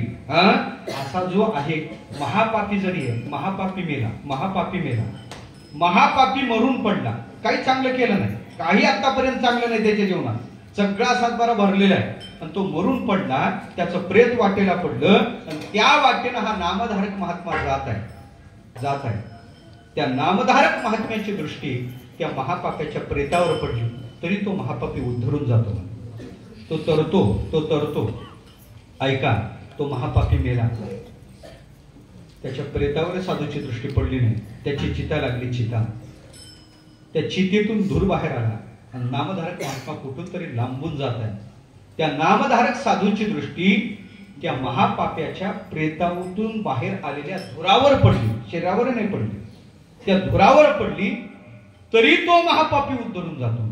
नाही, तो महापापी मेला, त्याची चिताई शांत झाली, खाली राख पडली. राख, त्या राखेवर या साधूची करुणामयी दृष्टी पडली तरी तो महापापी उद्धरून जातो. मी बोलत नाही, हे माझ्या पदरचं नाही, हे नारद पुराणात चिंतन आहे. नारद पुराणात सांगतात, श्लोक असा आहे, महापातक युक्तावा उपपातके. महापापी असू द्या, उपपापी असू द्या, महापातक युक्तावा उपपातके परमपदम प्रयांते होतो. परमपदाला जातो, परमपदाचा लाभ त्याला होतो. परमपदम प्रयांते कधी हो? महत्त्वी अवलोकिता. त्या नामधारक महापुरुषाने त्याचं अवलोकन केलं पाहिजे. काय अवलोकन केलं पाहिजे महाराज? कलेवरम तद्धूमम तद्भस्मम वापी सत्तम. काय सांगितलं? कलेवराचं अवलोकन करू द्या, त्याच्या धुराचं अवलोकन करू द्या, त्याच्या भस्माचं अवलोकन करू द्या, त्याचा उद्धार होते. ऐका, नामधारकाने जर याच्या देहावर दृष्टी टाकली तर याचा उद्धार होतो. मग या दोषीनं जर त्या नामधारकाचं चिंतन केलं तर तो तरणार नाही. म्हणून याला कैमुतिक कन्या शास्त्रात म्हणतात, तयाच्या चिंतने तरतील दोषी तरून जातात बाबा. आणि कितीही पाप असू द्या, पापाच्या राशीच्या राशी भस्मसात होतात, पाप राहत नाही. आता ते चिंतन काय, त्या चिंतनाचे काय प्रकार, साधूचे चिंतन कसं करावं लागते, त्या साधूच्या चिंतनाचे विशेष काय, असे कोणी दोषी तरले का, त्याच्यासाठी एक कीर्तन करावं लागेल. चिंतन कशाला म्हणतात? साधूचं कोणतं चिंतन करा? साधूच्या रूपाचं चिंतन आहे, साधूच्या उपदेशाचं चिंतन आहे, साधूच्या स्वरूपाचं चिंतन आहे. ते कोणतंही चिंतन साधूचं जरी आपल्याकडून घडलं तरी तो दोषी तरून जातो. आणि या प्रत्येकाला कथा, सत्कथांक गोरखपूरच्या आहे, त्यात प्रत्येकाला कथा सापडली. पण खऱ्या अर्थानं पाहायचं झालं तर साधूचं चिंतन केल्यावर दोषी तरून जातात. म्हणून बाबा आम्ही त्यांचं चिंतन केलं पाहिजे. नामधारक साधूच्या चिंतनाचं पण सांगितलं, तर याच्या चिंतने तरतील दोषी जळतील राशी पातकांच्या. तो नामधारक किती पवित्र, या जगतात सगळ्यात पवित्र कोण आहे? परमात्मा पवित्र आहे. परमात्मा पवित्र आहे. किती पवित्र आहे? परमात्मा इतका पवित्र कोणी नाही. का पवित्र आहे? याचं स्वरूप ज्ञान आहे. कारण ज्ञानासारखं दुसरं पवित्र नाही. ज्ञानेन सदृशम पवित्र मिह विद्यते. ज्ञान रूपता ज्याच्या ठिकाणी प्राप्त होते, ज्ञान ते सगळ्याला पवित्र करते. अग्नी जसं अन्नाला पवित्र करते, तशा प्रकारचं ज्ञान हे सगळ्यांना पवित्र करते. ज्ञाना इतकं पवित्र या जगतात दुसरं तिसरं नाही. गीता सांगते, ज्ञानोबाला सांगतात, शास्त्र आपल्याला सांगते. मग त्या परमात्म्याचं ज्ञान स्वरूप आहे, पण परमात्मा पवित्र आहे. पण परमात्म्याला विचारलं, देवा तुम्ही पवित्र का? तुम्ही पवित्र का? तर देव आपल्या पावित्र्याची संगती फार गोड लावतात. एकनाथी भागवतात ओवे आहेत, देवाच्या मुखात नाथ बाबा घालतात. देव सांगतात, तुम्ही मला पवित्र म्हणता ना, ते पावित्र्य माझं नाही बाबा, माझ्या ठाई पवित्र पण ते माझं भक्ताचे निदान, ते मला भक्तामुळे प्राप्त झालं. या लागी मी आपण धावे चरण रेणू वंदावया. मी भक्ताच्या पायाची माती माझ्या कपाळाला लावतो, त्याच्यामुळे मी पवित्र झालो. ते पावित्र्य माझं नाही, माझ्या ठाई पवित्र पण ते माझं भक्ताचे निदान. या लागी मी आपण धावे चरण रेणू वंदावया. ऐका, त्या भक्ताच्या पायाची माती मी कपाळाला लावतो, त्याच्यामुळे मी किती पवित्र झालो. माझ्या पायापासून निघणारी गंगा पवित्र म्हणून भगवान शंकर डोक्यावर घेतात. देवाच्या मुखातले शब्द आहे, माझ्या ठाई पवित्र पण ते माझं भक्ताचे निदान. या लागी मी आपण धावे चरण रेणू वंदावया. भक्त चरण रेणू वंदिता मज केवळी आली पवित्रता. माझी पायवनी वाहे नाथा जाण तत्वता सदाशिव. मला सांगायचं काय, आपल्या पावित्र्याची संगती पवित्रात पवित्र असणारा परमात्मा साधूच्या रजकणाकडे लावत असेल तर साधू किती पवित्र मानला पाहिजे. या जगतात त्याच्यासारखा पवित्र दुसरा तिसरा कुणीच नाही. म्हणून देव स्वतःला पवित्र होण्यासाठी साधूच्या रजकणाची अपेक्षा करतो आणि ते मिळाले म्हणून त्यांच्या पाठोपाठी चालतो. अभंगाचं तिसरं चरण.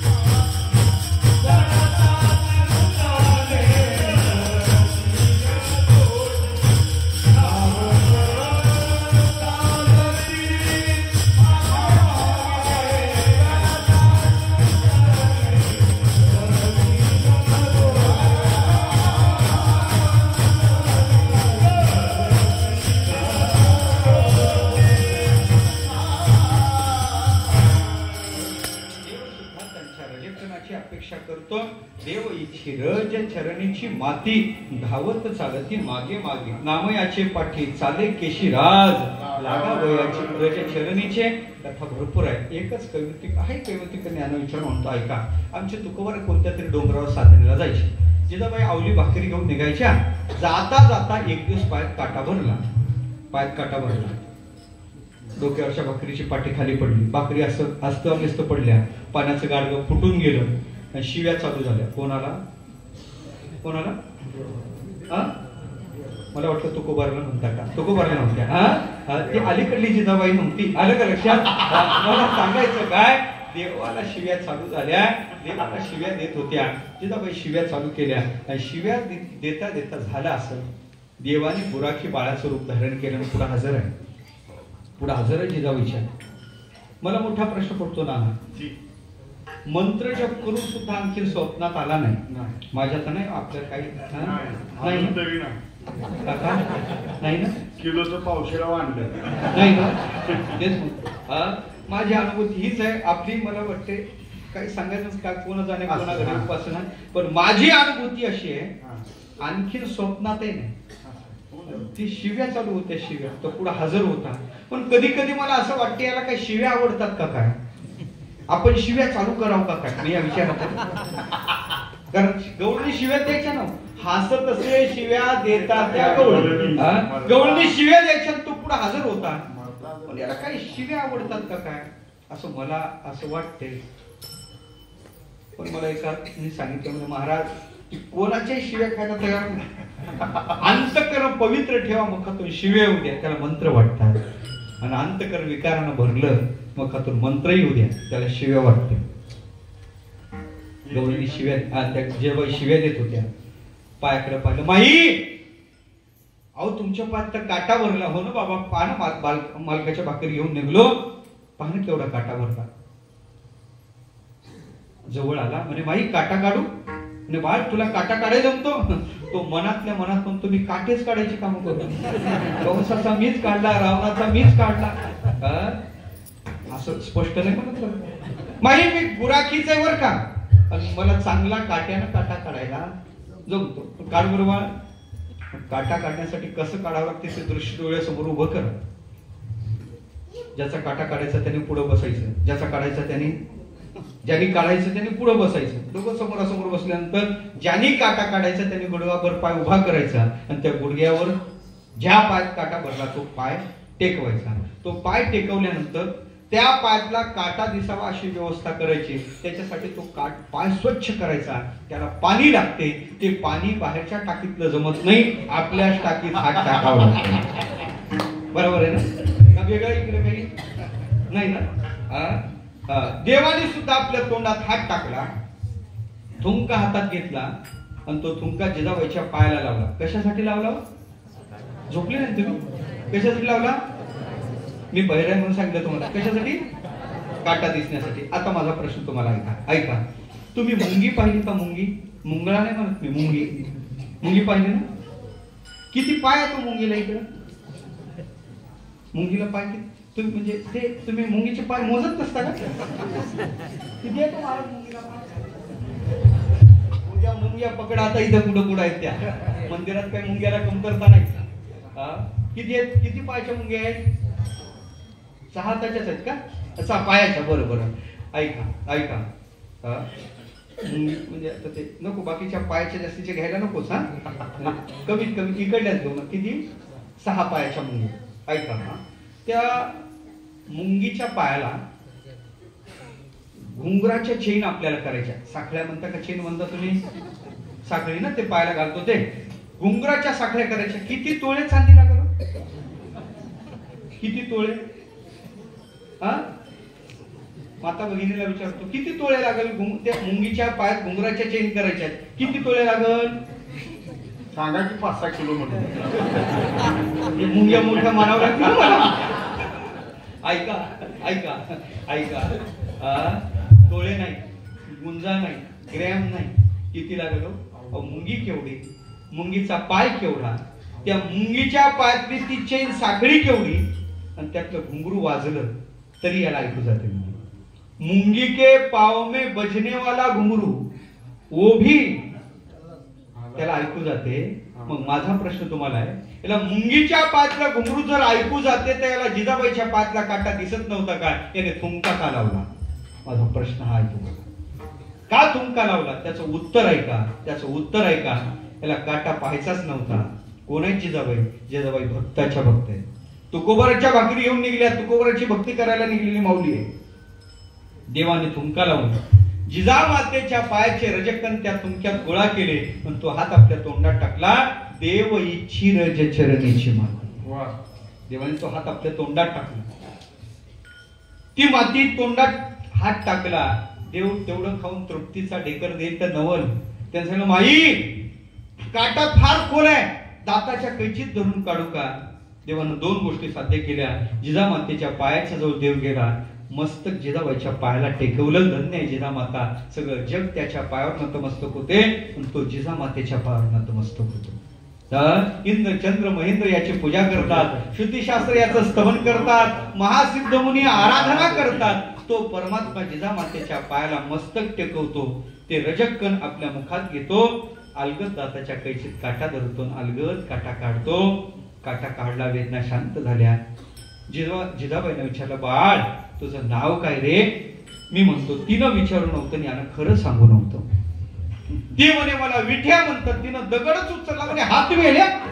आधी जर सांगितलं असतं तर तुला काटाच काढू दिला नसता. तुझ्या माय बापाला काय दुसऱ्याचं नाव नव्हतं, त्या काळ्याचं नाव ठेवलं. आता काळ्याचं नाव ठेवलं का काळाच होता?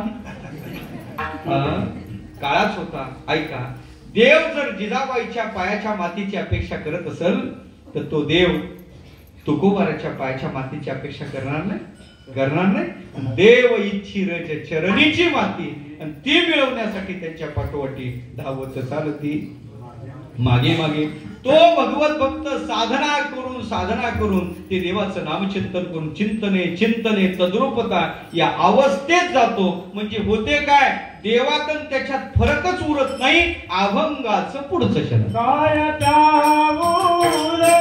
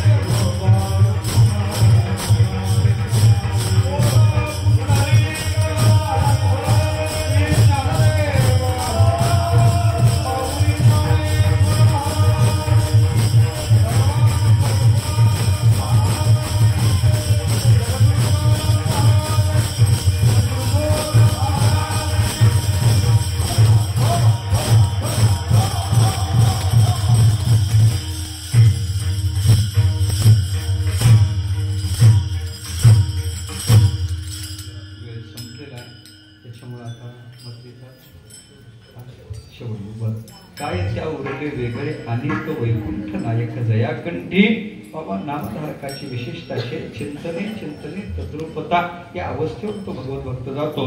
चिंतन असं केलं पाहिजे चिंतन त्याचा परिणाम चिंतनाचा परिणाम सूक्ष्म देहावर व्हावा ठीक आहे. चिंतनाचा परिणाम स्थूल देहावर सुद्धा साधूच्या झाला. अशा आपल्याला कितीतरी इतिहास पाहायला सापडते. काही महापुरुषांनी चिंतन करून करून या देहाचं पाणी केलं की याचं पाणी झालं काहीच्या चिंतनात.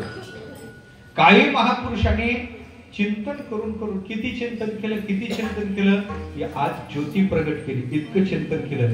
काही महापुरुष मी तुम्हाला निर्देश करून जातो. काही महापुरुष चिंतन किती करावं रोमारोमातून विठ्ठल विठ्ठल ध्वनी बाहेर पडावा इतकं चिंतन केलं. काही महापुरुष देवाच्या मूर्तीत प्रविष्ट व्हावे इतकं चिंतन केलं. काही महापुरुष देवाच्या कटी प्रदेशात गुप्त व्हावे इतकं चिंतन केलं. काही महापुरुष देवाच्या चरणात विलीन व्हावे इतकं चिंतन केलं. एक परिणाम आहे. काहीच्या देहाची फुलं झाली कबीराच्या देहाची फुलं झाली हे चिंतन पाहणं हे चिंतनाचा परिणाम. हे सामान्यतः भौतिक दृष्टीनं विचार करता याची संगती लागत नाही. कार्यकारणे संगती लागत नाही. नामचिंतनाचा प्रभाव भक्तिशास्त्राचा प्रभाव एवढा आहे. काय आहे देहात पालट होऊ शकते. देहात पालट होऊ शकते.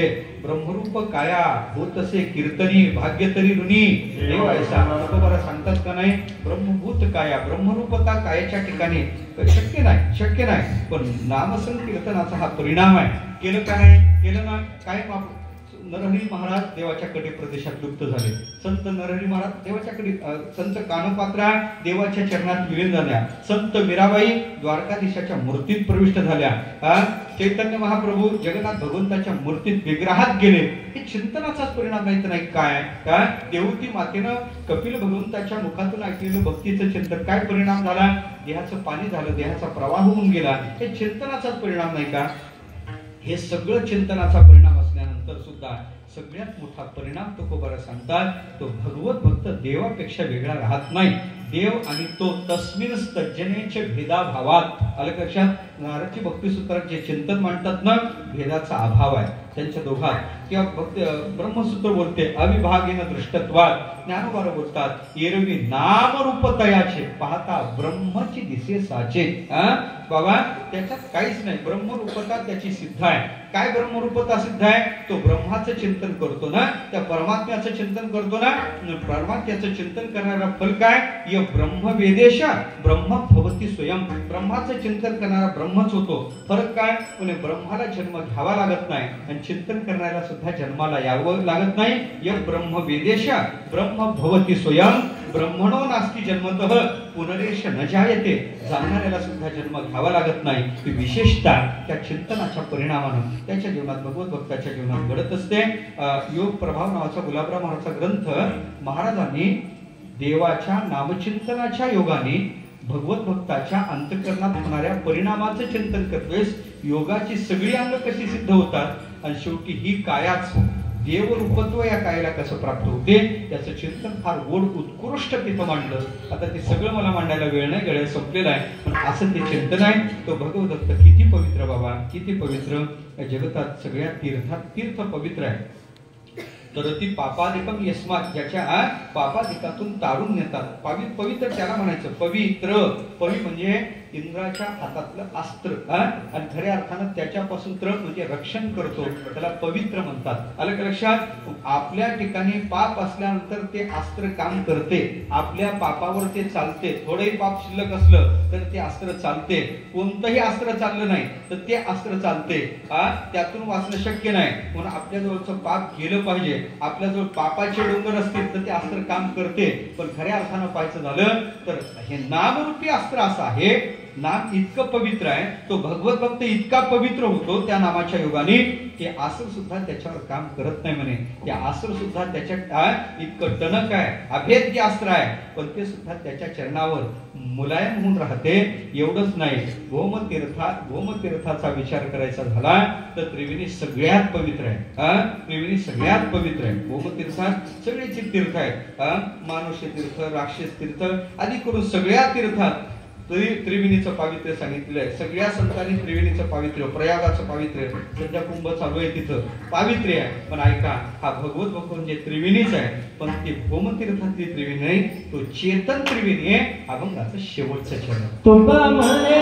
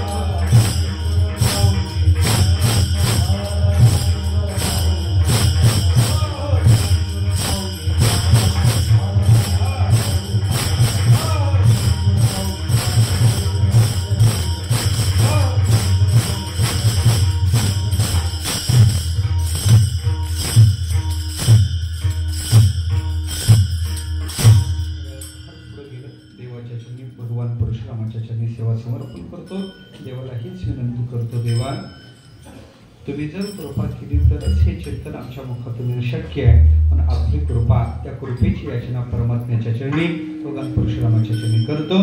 वाणीला थांबवतो. लोटे आणि शेगडी